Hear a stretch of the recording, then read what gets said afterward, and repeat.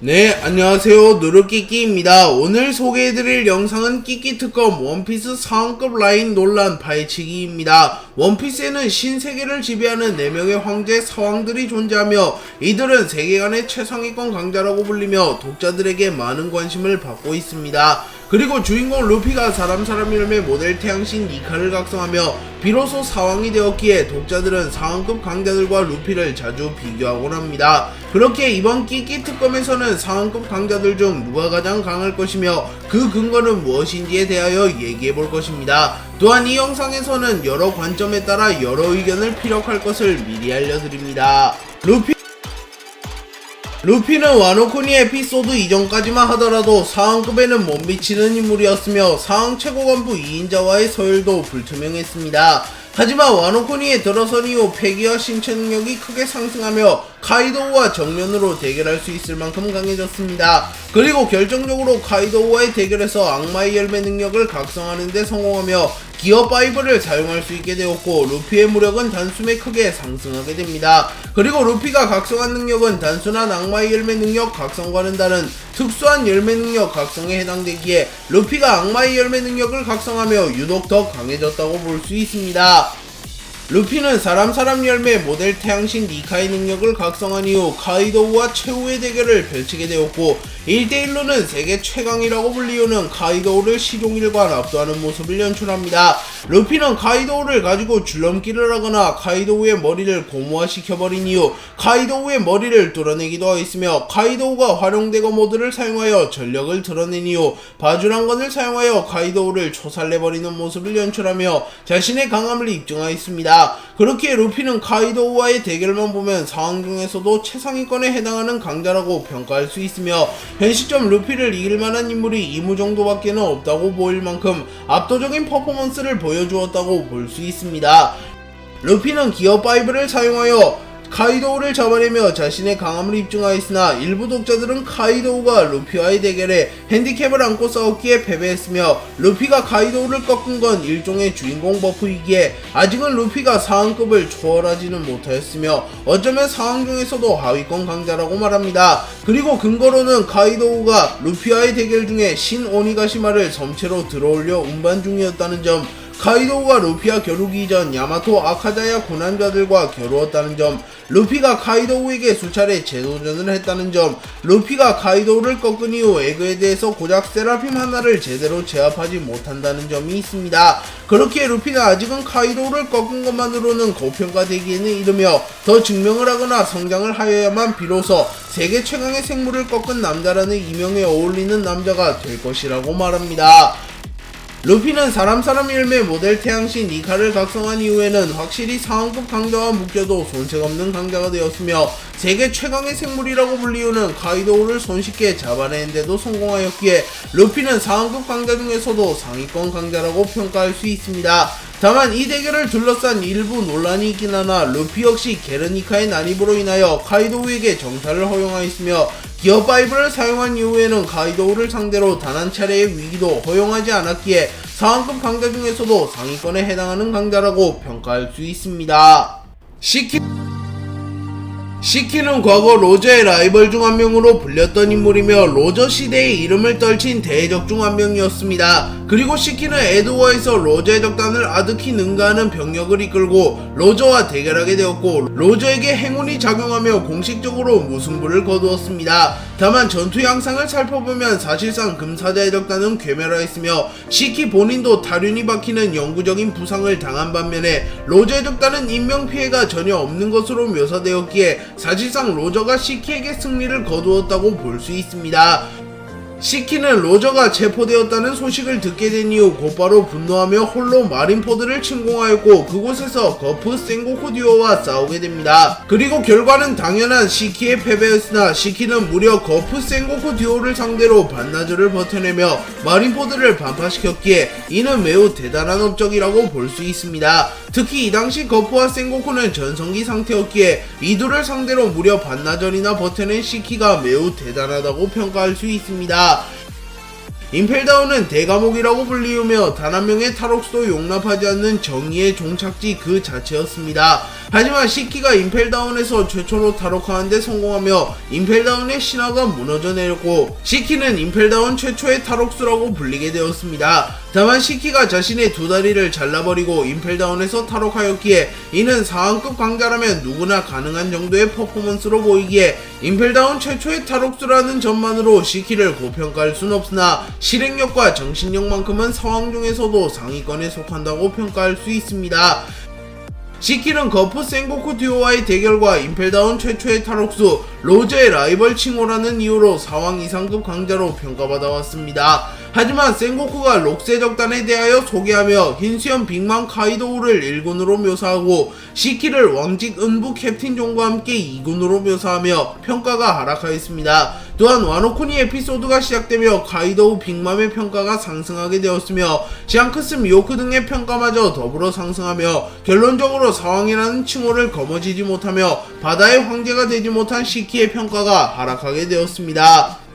시키는 거프 센고쿠와의 대결에서 보여준 퍼포먼스와 로저의 라이벌이었다는 점으로 충분히 고평가할 수 있으나 록세적단의 2군으로 묘사된 점과 현직 사왕과 비교한다면 퍼포먼스가 부족하다는 점과 위치상으로도 더 약할 가능성이 높다고 판단되기에 시키는 사왕 하위권이라고 평가할 수 있습니다. 드래곤 혁명군은 세계 정부를 타파하고자 하는 이들이 모인 최대의 집단으로 현재 정부에서 가장 경계하고 있는 집단입니다. 그리고 혁명군의 위험도는 바다의 황제라고 불리우는 사왕들을 아득히 능가한다고 묘사되었기에 혁명군의 수장인 드래곤의 무력은 못해도 사왕급일 가능성이 높습니다. 그렇게 드래곤의 자세한 무력이 공개되지 않았음에도 작중 위치만으로 사왕급 강자라고 추론할 수 있습니다. 드래곤의 이명은 세계 최악의 범죄자입니다. 그리고 드래곤이 이러한 이명을 부여받은 데에는 드래곤이 이끄는 혁명군의 위험성이 사왕을 능가하며 사상 자체가 세계정부에게 위협되기 때문일 가능성이 높습니다. 하지만 약육 강식 세계관인 원피스 세계관에서 사왕들을 제치고 세계 최악의 범죄자라고 불리려면 무력도 당연히 매우 강해야 된다고 생각되기에 드래곤이 세계 최악의 범죄자라고 불리는 건 역시 드래곤을 고평가해줄 수 있는 요소라고 볼 수 있습니다. 드래곤은 몽키디 가문의 인물이며 몽키디 가문은 원피스 내에서 최고의 혈통을 지닌 가문이라고 평가받습니다. 드래곤의 아버지는 해군 영웅 거프이며 드래곤의 아들은 루피인데 이들 모두 최소 사왕급 강자이며 전성기를 고려하면 사왕을 아득히 초월하는 강자들이기에 드래곤과 이들이 비슷한 수준의 무력만 지녔더라도 자연스럽게 사왕을 능가하는 강자가 될 것이라고 평가할 수 있습니다. 다만 원피스에서 반드시 혈통이 훌륭한 인물이 정점에 서는 것은 아니기에 혈통만으로 드래곤을 사왕을 능가하는 강자라고 단정 지을 수는 없습니다.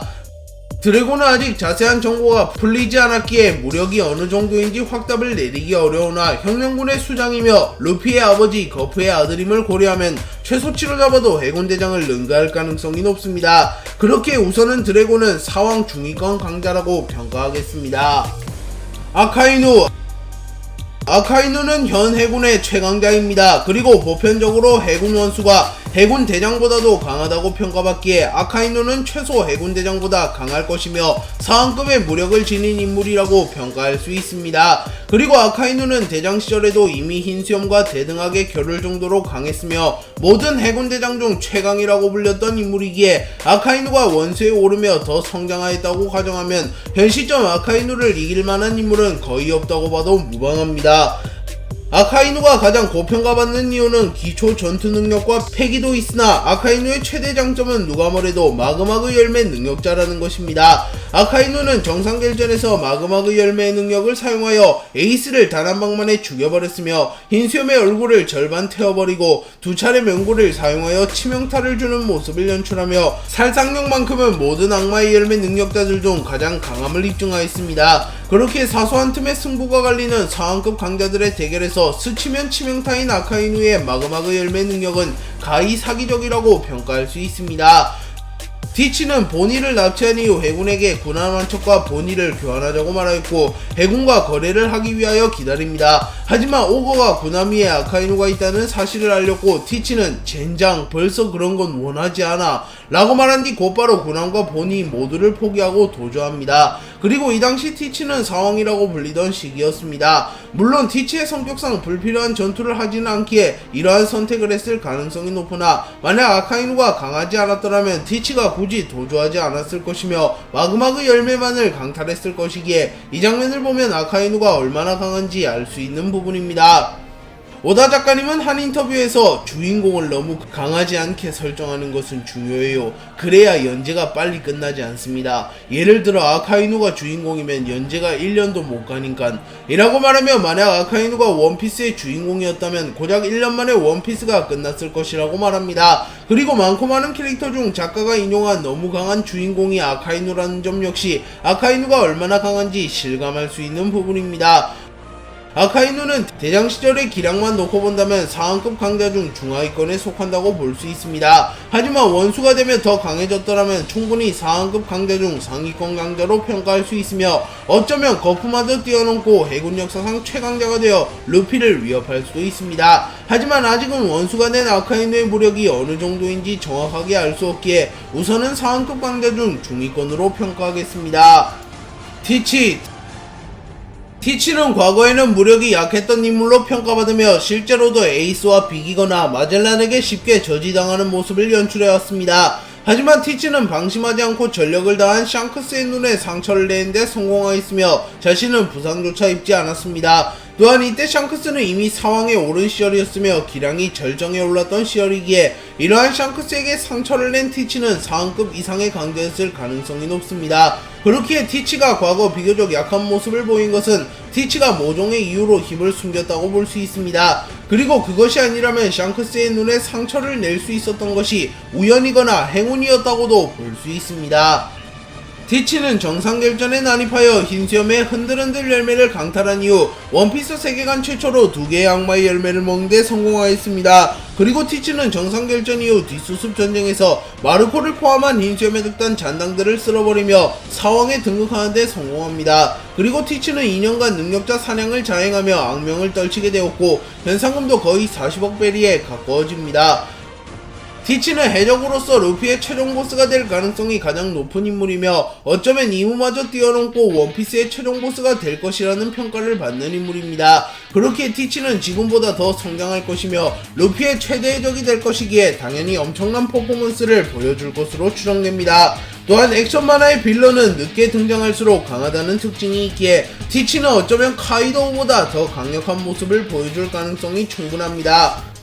티치는 어둠 열매를 먹은 인물이기에 악마의 열매 능력자의 천적이라고 불리는 인물입니다. 특히 티치는 루피, 카이도우, 빅맘과 같은 악마의 열매 능력을 주로 사용하여 전투하는 인물에게는 매우 유리한 조건에서 전투를 치르게 될 가능성이 높습니다. 다만 미호크 샹크스와 같은 비능력자에게는 데미지를 2배로 입는다는 페널티를 안고 전투에 임해야 하기에 티치는 상성을 많이 타는 인물이라고 볼 수 있습니다. 그렇기에 티치의 무력은 무슨 급이라고 단정짓기 어려우며 상성에 따라 전투력 격차가 큰 인물이라고 평가할 수 있습니다.